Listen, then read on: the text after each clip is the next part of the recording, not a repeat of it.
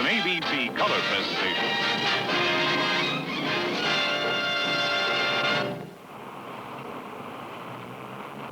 When you stand up here on top of the new Pan Am building, over 800 feet in the air, and look down around you, everything you see tells you this is New York. But wait a minute, is this New York? What about this? Can this be New York too?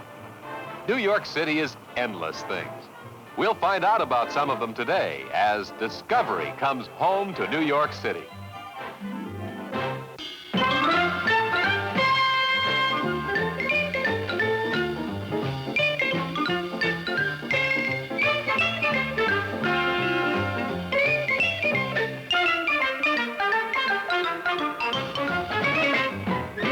Discovery 68, the award-winning program for young people, with Bill Owen. Mickey Mantle. I want my maple. Johnny Unitas.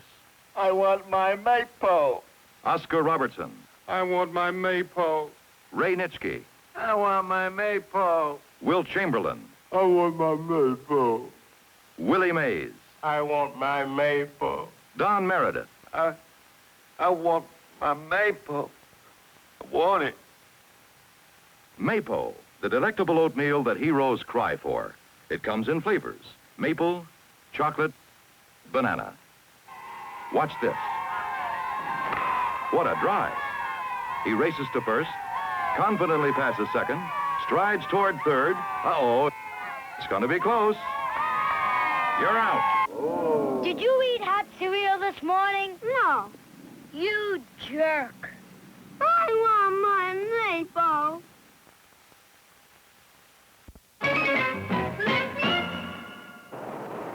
Hi, welcome to Discovery. In the past few months, we've traveled all over the world, discovering some more of the sights and sounds, the people and ideas that make up the world in which we live. But today, we're going to do something a little bit different.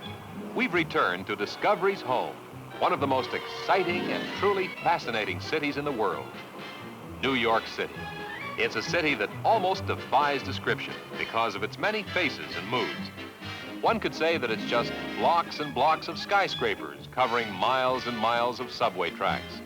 A huge, crowded city where people live in boxes, stacked up and up, because there's nowhere to build but into the skies. It's true, and it isn't true. This is New York City, too. Is New York a city where people are rich and endlessly in search of something to do to keep from being bored? To some people it is, but to most people it's not. Is it a melting pot where eventually everybody ends up pretty much the same? True in some ways, but not in others. Is it a big, cold city where no one has time for anyone else? Sometimes, but not usually.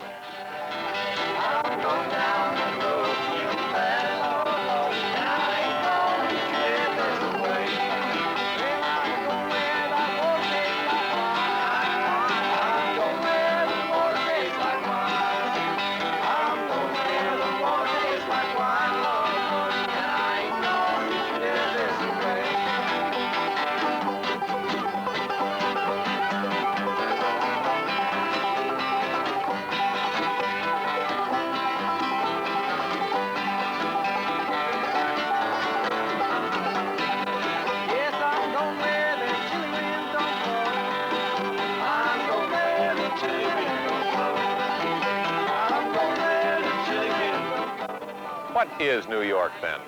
Well, on a warm fall day in Washington Square in Greenwich Village, if you're young, it's a place to sing and talk and pass a few pleasant and easy hours. But 100 blocks up this same Fifth Avenue, right up there, it's something else again. In Harlem, it's just a place to be crowded and to hope for something better. New York isn't an easy city in which to live. It's crowded.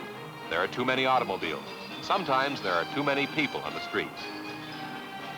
The air isn't the clear air of the Rockies, but most of the people wouldn't leave if they were paid to go. Somebody said that trying to define New York is like riding on the water during a hurricane. You decide what it's like, but when you've made your mind up, it's all changed. Well, let's begin by looking at New York City in terms of things. Bridges. There are bridges, 61 of them considered major.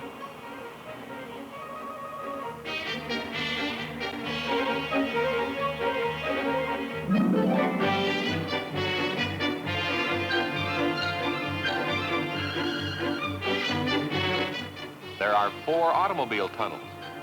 There are 408 places to berth an ocean liner, if you've got an ocean liner. There are broad avenues of gleaming giant ice blocks, the glass curtain walled construction styles of the East Side. There are crowded, blighted streets whose buildings have worn and dulled beyond hope of gleaming in the sun. There are wooden frame houses with rubber garden hoses tied to water spigots, as though they were addressed Ohio and wrongly delivered here to settle among apartment complexes. New York is what you happen to find here. It is what it tells you it is, day by day by day.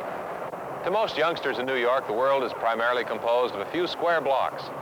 The immediate landscape is one of parking meters and lampposts, doormen and delivery boys, a territory whose borders are marked off by traffic cops and stoplights, like squares on a giant's chessboard.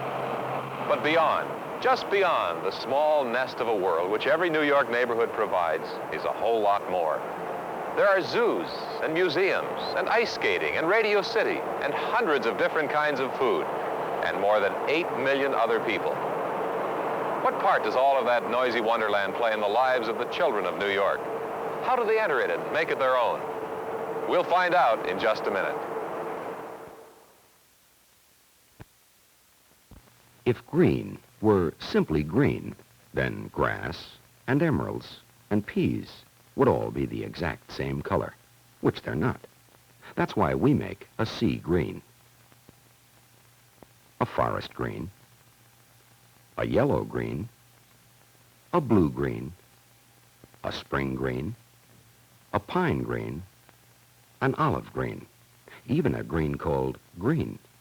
We make 8 different greens in all, and 9 different reds, and 10 different blues, and 8 different browns, and 6 different yellows, and lots of colors in between. We make Crayola crayons in 64 different colors to help us see things for what they are.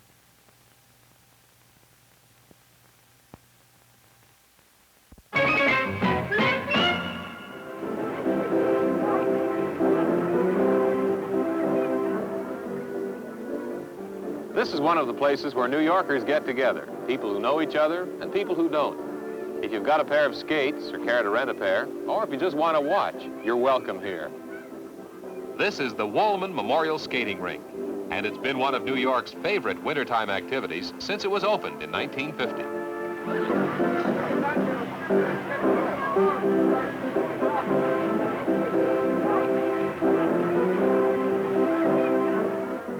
Woolman Rink is located toward the south end of New York City's largest park, Central Park.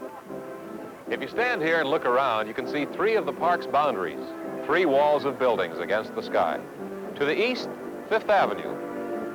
To the south, Central Park South. And to the west, Central Park West. Right in the middle of the island of Manhattan, where rents are among the highest in the world and space is at a premium, there are 840 acres devoted to grass and trees, to baseball and band music, and right now, to ice skating. On a winter afternoon like this one, with many children and their parents bundled up in woolen clothing, you'll hear lots of laughter and bits of conversation that skate past you. This is one of the places where New Yorkers have a tendency to look, act, and sound a little more alike than they really are. After all, a wool cap is a wool cap, and a laugh is a laugh. But if we were to jump to the conclusion that the people who live here are all the same, we'd be making a big mistake. For instance, English isn't the only language you'll hear in the streets of the city. Con el nene también. Después que salga del trabajo, ¿está bien? Ok. Te voy a ver más tarde. The language we are hearing is Spanish. Yet everyone gathered together in this store understands it. We're in the city of New York, and all of these people live here. They are not visitors. Yet some of them do not as yet understand English. These are new New Yorkers, having migrated here from Spanish-speaking areas, most predominantly from the Commonwealth of Puerto Rico, which is a possession of the United States. There are many areas in the city where you could get along quite well without English. On the east side uptown, the language is German. This is East 86th Street, where there have been immigrants from Germany for more than 100 years. Ja. Ja, das gilt nicht. Also, mit Brennzwiebeln drauf. Erst richten wir noch eins. Das war ja wohl Armenien. Oh, mein Liebchen, wir trinken ein Likörchen. Und dann flüster ich dir was ins Öhrchen. Von der Liebe und des Lebens. Wherever you look up here, there's a Teutonic feeling. A restaurant is a brauhaus. A sweet shop is a konditorei. And in the window, there's always marzipan, the candy made of crushed almonds and sugar, the traditional favorite of Austrian and German children.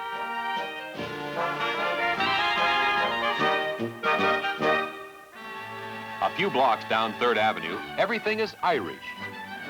Restaurants and shops are named after counties and towns in Ireland. And in these Irish windows, blood sausage, and Irish soda bread, and Irish bacon, and Irish honey. Everything to make the Irish who've been coming here to live since the 1850s feel a little more at home a little sooner. Recognizable goods that ever so slightly ease the ache that comes with giving up the country of your birth in favor of a land where there is greater opportunity. Greater opportunity. Never anywhere is that phrase more meaningful than among the persecuted European Jews who came to America, to New York City, because here at last they'll be allowed to live and let live, permitted the quiet freedom to observe their own religious rites in their own manner. Boys and girls living on the Lower East Side today look and act like American children everywhere. But some of their parents still look and sound much the same as they did when they, or their parents, first arrived from Europe. The Jews of New York's Lower East Side speak 2 languages besides English, and many of them speak even more. Some know Hebrew because it's the ancient language of the religion. Some also know Yiddish, which is a German dialect influenced by Hebrew and Slavic languages. So it's partly German, partly Polish, partly Russian, partly Romanian, partly Hungarian. By a kind of massive accident, it became the common language of the Jewish population of Central and Eastern Europe. It's still heard in New York City today, and this is what it sounds like. En wo is het dus? En dus is dat Talles Beek, een beek van Talles. Men lijkt ze nooit een beek, Talles. En men lijkt er aan een beek aan. En dus macht het zeer een schöne set, macht een schöne eindruk. En dan neemt men dus interesse af en men gaat in de schienen aan zo ja. This is Bernstein's Kosher Delicatessen on Essex Street, in the heart of the old Jewish community on the Lower East Side. You won't find ham or bacon or pork being served here because Orthodox Jewish dietary laws consider these meats to be unclean. Also, where meat is served, milk, cheese, and butter are not served, and the reverse is true. What is typical food in a Jewish restaurant in New York City? Salami to start with. Then there's hot corned beef and the kind of spiced beef that's called pastrami. There are potato knishes and kreplach, a kind of dumpling. This particular restaurant even serves kosher Chinese dishes. For dessert, there is strudel, apple, cherry, and usually there is cheese strudel, but not here, because this is a restaurant which serves meat, and cheese, even in cheese strudel, is a dairy product. Well, we've been pointing out the differences in ethnic groups in New York City, because they do exist in the rich, dense subcommunities within the metropolis. We could have done more. There are the Italians of New York's Little Italy. And there is Chinatown. There are the Hungarians, and the Poles, and the Finns, and the Czechs, and the Greeks, and almost every other group in the world. There's another point to be made. how New Yorkers from different backgrounds get together and use their city. We'll see a zoo to which adults aren't admitted unless they're in the custody of a child, and a museum that's nearly a secret. And we'll do that in just a minute.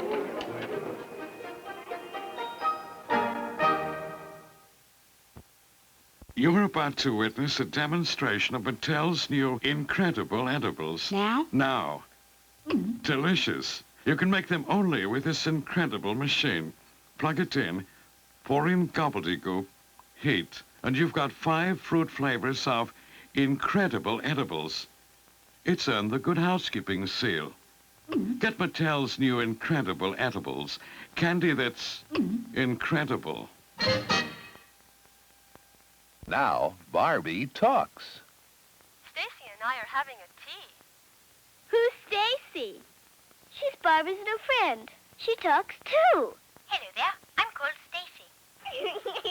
Barbie is the very same size she's always been. She and Stacy can even wear the same clothes.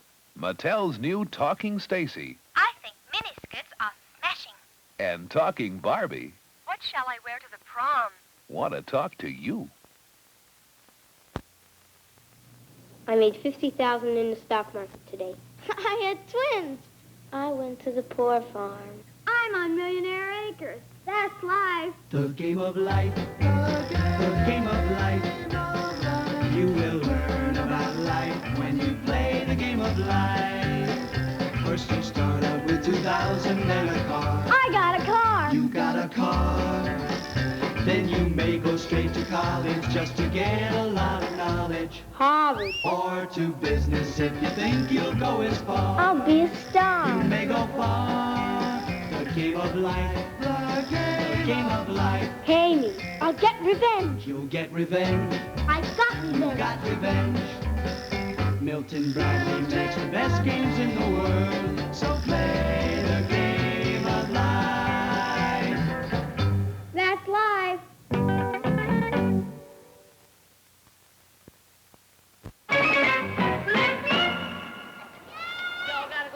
The Central Park Zoo is within 100 yards of Fifth Avenue.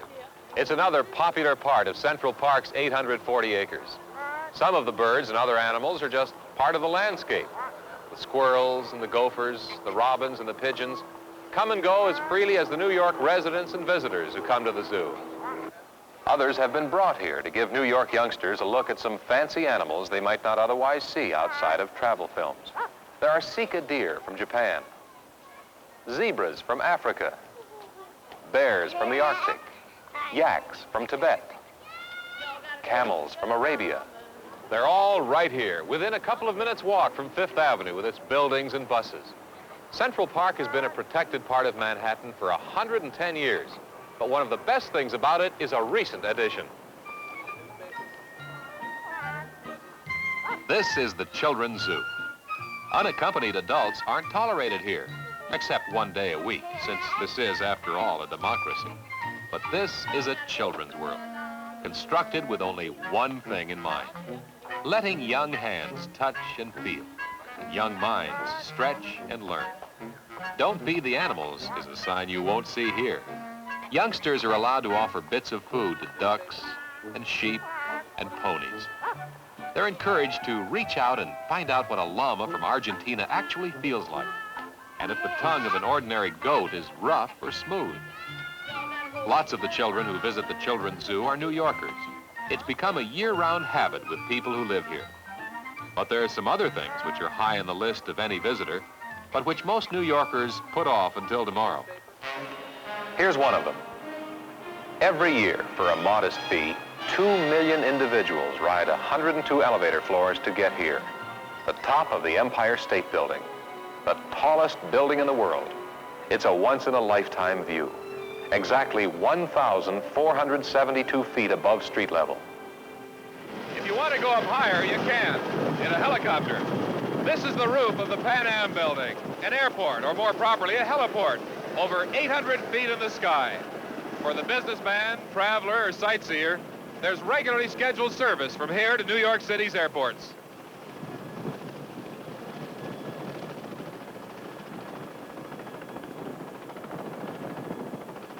From a helicopter, you can see in all directions. you can get a sense of the way Manhattan lies surrounded by the other 4 boroughs. You can see to the Hudson River on the west and the East River over where its name indicates it ought to be. Central Park sticks out at you like a long tongue, and the skyscrapers of lower Manhattan rise like a reflection. This is New York from the top. Maybe it can be said that people who live here like to meet the city eye to eye. Maybe that's why it's mainly the tourists who zoom up all these floors to look out at the city. New Yorkers are used to having a lot of people around. They're well accustomed to crowds and noise.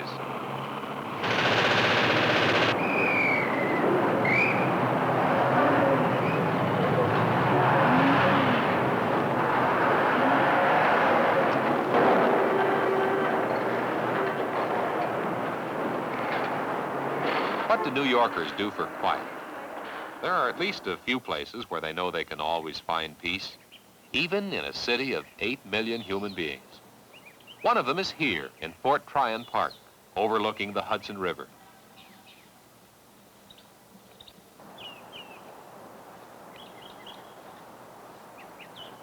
This is the Cloisters, a museum of medieval art. It's a branch of the Metropolitan Museum of Art. It's been one of the city's most popular quiet places since it was opened to the public in 1938. There are frequent programs of recorded music from the period in which cloisters were a feature of everyday architecture. This is one of the museum's 4 French cloisters, or covered walkways. In the 12th century and before, walkways like this were considered ideal for silent thought and private study. They still are.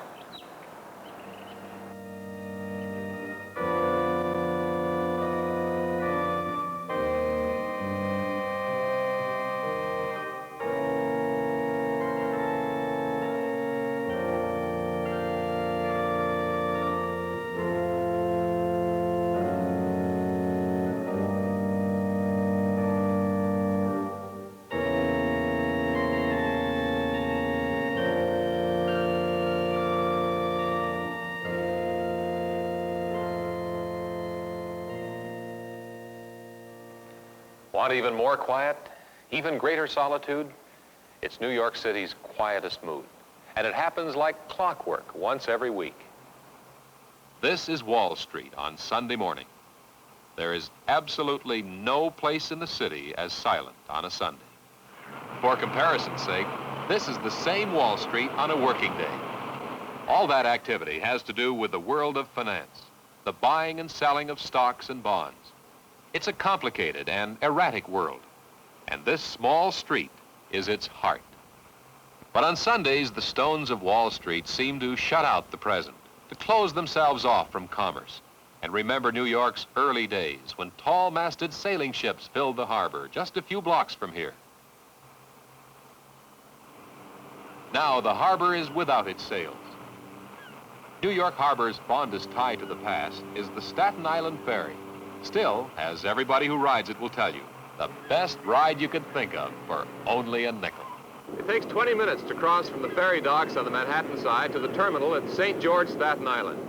In that little stretch of time, you get a good look at the busy New York Harbor, including the most American of all American trademarks, the Statue of Liberty.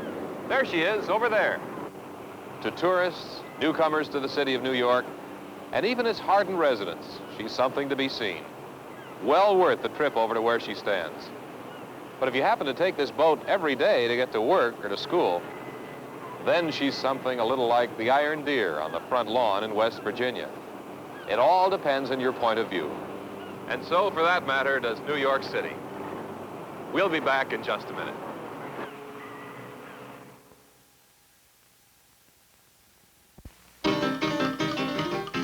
Old movies sure are funny, but there's nothing funny about Mr. Chocolate Mess. Call for the good guys. M&M's plain and peanut chocolate candies. Never a chocolate mess, because the candy shell on the outside seals the delicious milk chocolate inside. The milk chocolate melts in your mouth, not in your hand. M&M's plain and peanut chocolate candies. The good guys. Hey, look! It's tremendous! Wow! For the biggest, fluffiest chocolate flavor of all, it's Three Musketeers. So much fluffy chocolate flavor, it tastes this big. Milk chocolate outside and inside a fluffy chocolatey middle whipped with real egg whites, whipped 300 times. Whipped and whipped till there's so much fluffy chocolate flavor, it tastes this big. Get 3 Musketeers. It tastes this big. Hey, look! Something new has been added. Now they come with new toys to play with. Tiny little toys for them to ride in. Tracy comes with her very own trike. Annabelle has an adorable little car. And Harriet comes with a helicopter. Each one has a skididdler for walking. And one of these toys to ride in. New from Mattel.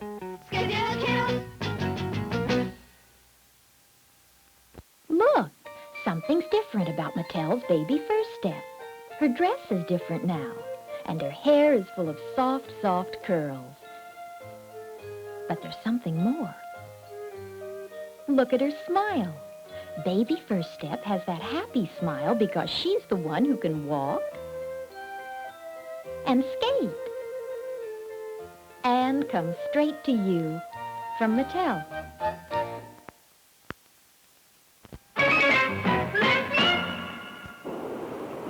We've seen a little bit of New York City as it presents itself to strangers. We've been in Manhattan because that's the part most people think of as New York. But what if you lived in one of the other boroughs and life in Manhattan was as far from your everyday thoughts as it might be if you lived in Iowa or Louisiana? Well, life in Eltingville on the southern tip of Staten Island is about as remote from life in Manhattan as you can get and still be within the city limits. Peter Cruz lives in Eltingville. His world is made up to a large degree of truck farms and marshes and rural lanes and paths. What's on his mind?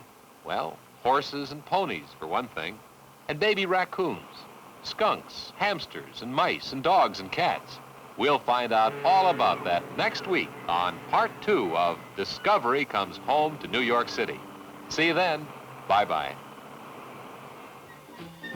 The Discovery Production Unit's domestic transportation arrangements and production consideration provided by United Airlines.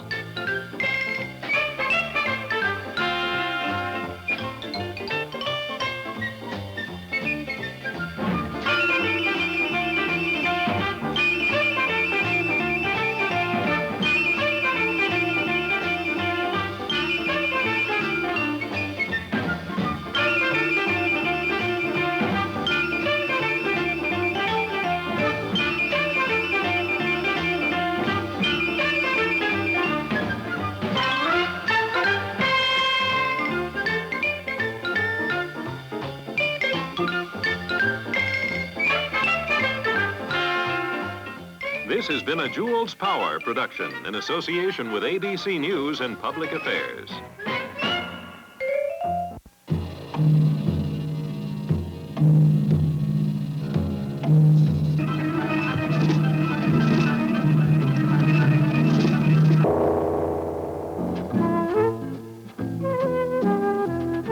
How about you?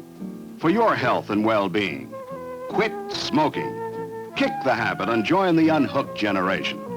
It's a matter of life and breath.